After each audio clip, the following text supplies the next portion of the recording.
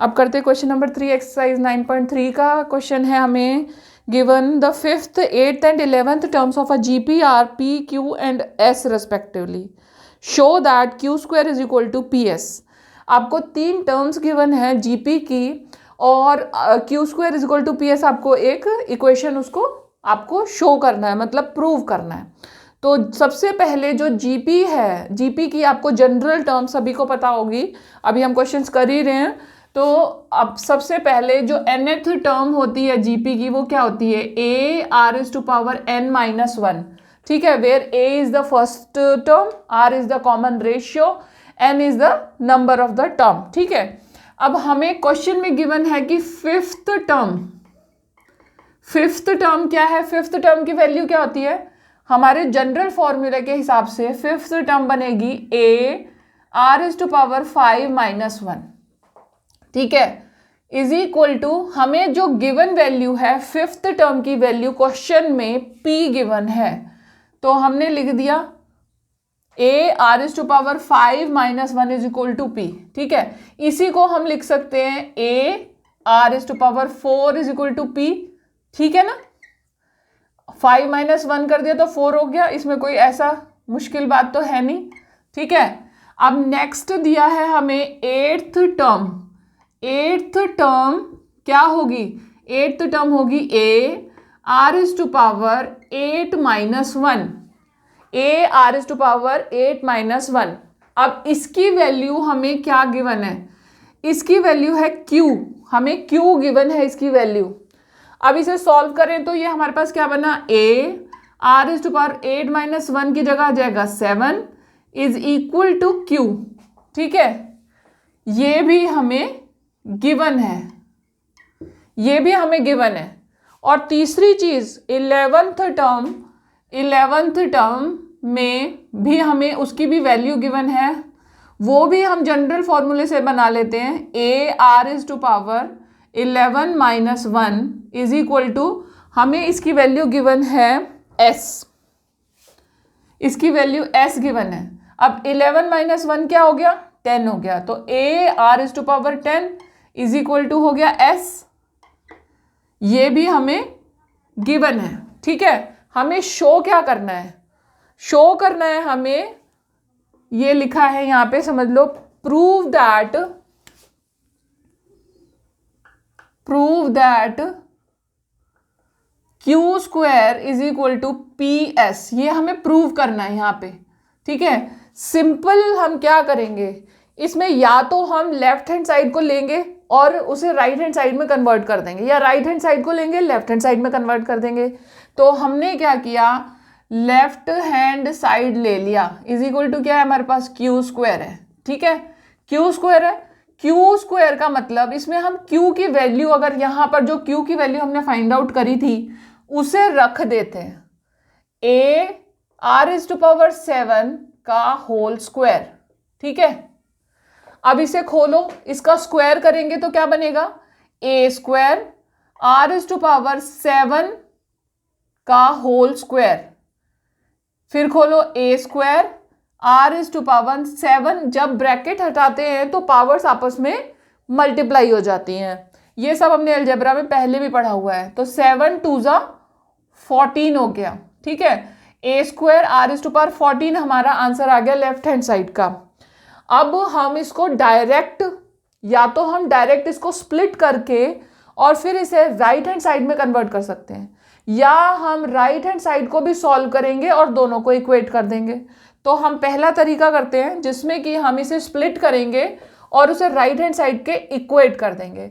तो अगर मैं a स्क्वायर को a इंटू a लिख दूं, ठीक है, और जो r is to power 14 है, r is to power 14 को r is to power 4 into में r is to power 10 लिख दूं, तो इसमें कुछ भी गलत नहीं होगा, क्योंकि जो 14 है, कोई भी किसी भी नंबर, किसी भी वेरिएबल का जो पावर है उसे हम स्प्लिट करके लिख सकते हैं, आराम से लिख सकते हैं। हम जब इसे ऐड करेंगे, वो मल्टीप्लाई करेंगे तो वापस से ऐड हो जाएगी ना, 4 और 10 आपस में फिर से जुड़ जाएगा। तो हमने इसे स्प्लिट कर दिया, इसे स्प्लिट करके ये बन गया a are is to power 4 into में a are is to power 10। अब ध्यान से देखने पर ये हमें यहां से मिल रहा है और ये हमें यहां से, ठीक है। तो A are is to power 4 की जगह हम पी पुट कर सकते हैं, हमने पुट कर दिया पी, और A are is to power 10 की जगह हम एस पुट कर सकते हैं, तो हमने पुट कर दिया एस, ठीक है। इट इंप्लाइज ये बन गया राइट हैंड साइड। तो ये आपका आंसर आ गया, left hand side right hand side के बराबर हो गया। It implies left hand side is equal to right hand side. अब जो दूसरा तरीका है, दूसरे तरीके में हम क्या करेंगे, हम सिंपल जो हमारा जो टर्म है, समझ लीजिए हम यहां से उठाते हैं टर्म को। टर्म क्या थी, a square r is to power 14, ठीक है।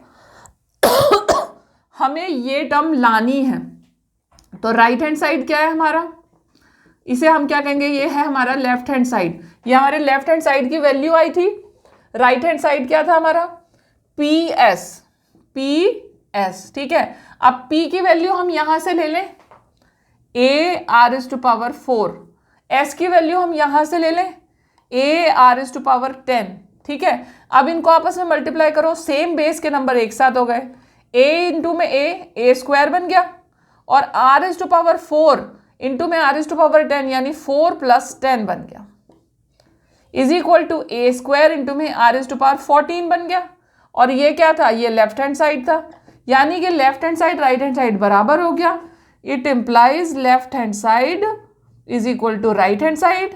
ये आपका प्रूव हो गया, ठीक है। क्वेश्चन नंबर 3 आपका फिनिश हो। अब है फोर्थ, एक जीपी है, उसकी फोर्थ टर्म उसकी सेकेंड टर्म का स्क्वायर है, ठीक है। और उसका जो फर्स्ट टर्म है वो उसकी वैल्यू भी हमें गिवन है, हमें केवल 7th टर्म फाइंड आउट करनी है। तो क्वेश्चन नंबर 4 में फिर जीपी है, ऑब्वियसली जब जीपी हमें पता है कि जीपी है तो उसका मतलब क्या होगा कि उसकी जो जनरल टर्म है वो क्या होगी, a are is to power n-1, ठीक है। अच्छा, जो फोर्थ टर्म है, fourth term of a GP, fourth term of a GP क्या होगी, a are is to power 4-1, ठीक है।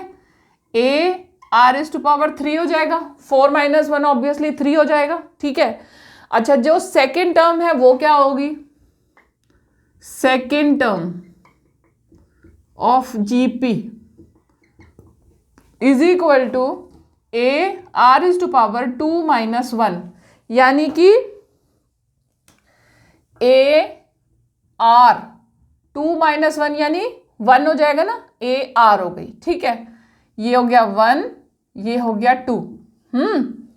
अच्छा, अब हमें जो कंडीशन गिवन है उसके according a r cube is equal to a r का होल स्क्वायर, ये हमें कंडीशन गिवन है।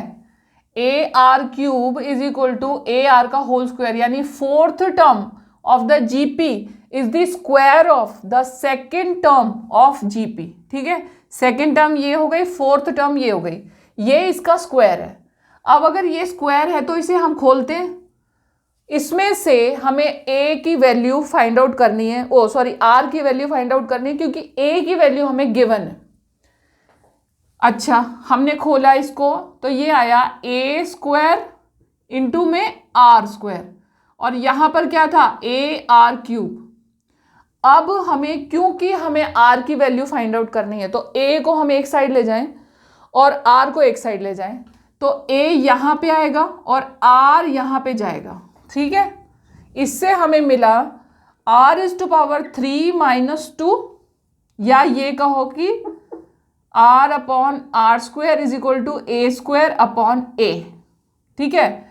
इसको फर्दर खोला, ये बन गया r is to power 3-2 is equal to a is to power 2-2 is equal to a, और ए की वैल्यू क्या है हमारे पास, ए इज इक्वल टू -3 हमें गिवन है क्वेश्चन में, ए इज इक्वल टू -3, तो वैल्यू क्या आ गई, a is equal to 3, r is to power 3-2 है, तो इससे हमें क्या मिला, a is equal to r, a is equal to r, यानी कि r इज इक्वल टू -3। ठीक है, a is equal to r मिल जाने से हमें पता चल गया कि जब a की वैल्यू -3 है तो r की वैल्यू भी -3 होगी। तो ये हमें गिवन है और ये हमें मिल गया, r इज इक्वल टू -3। ये किससे मिला, स्टार इक्वेशन से मिला, फ्रॉम स्टार से हमें पता चल रहा है, स्टार इक्वेशन से, कि r की वैल्यू -3 है। ये दोनों वैल्यूज हमारे पास हैं। हमें 7th टर्म फाइंड आउट करनी है, 7th term of the GP, 7th term of GP. ठीक है, 7th टर्म का मतलब हुआ a r is to power 7 -1। General term में हमने वैल्यू पुट कर दी 7, n is equal to 7, a r is to power 7 -1 यानी a r is to power 6, यानी कि a और r की वैल्यू तो सेम ही है। तो अगर मैं इसे लिखूं -3 इंटू में -3 इज टू पावर 6, या फिर इसे कर दूं -3 होल इज टू पावर 7, 6 + 7 6 + 1 7 हो गया। इसे हमने -3 इज टू पावर 7 लिख दिया। अब जब आप इसे मल्टीप्लाई करोगे, मल्टीप्लाई करके आपके पास आंसर क्या आएगा, देखो 3 -3 -3 -3 7 टाइम्स आपने -3 मल्टीप्लाई करना, 1 2 3 4 5 6 7। ठीक है, 3 3 = 9, 3 3 = 9, 3 3 = 9, इंटू में 3 बचा, इनको मल्टीप्लाई करो। और इनका जो साइन है आखिर में, क्योंकि माइनस का साइन ऑड पावर होने की वजह से आखिर में साइन माइनस का ही आएगा, तो पहले ही हम माइनस का साइन लिख देते हैं यहाँ पर और सिंपली 3 को मल्टीप्लाई कर लेते हैं। 3 3 = 9, 9 9 = 81। ठीक है, 9 9 = 81, इंटू में 9 हो गया 7 29, इंटू में 3 हो गया 3 9 = 27, कैरी 2, 3 2 = 6 और 2 8 और 3 7 = 21, 2187। इसका आंसर आपके पास 7th टर्म का आंसर आ गया 2187 माइनस ऑफ 2187। क्वेश्चन नंबर 4 आपका फिनिश। अगर आप मेरे इसी तरीके की वीडियोस को देखना पसंद करते हैं तो मेरे चैनल को सब्सक्राइब ज़रूर करें, बेल का बटन दबाएं ताकि जब भी मैं अपनी वीडियोस अपलोड करूं तब आपके पास नोटिफिकेशन पहुंच जाए।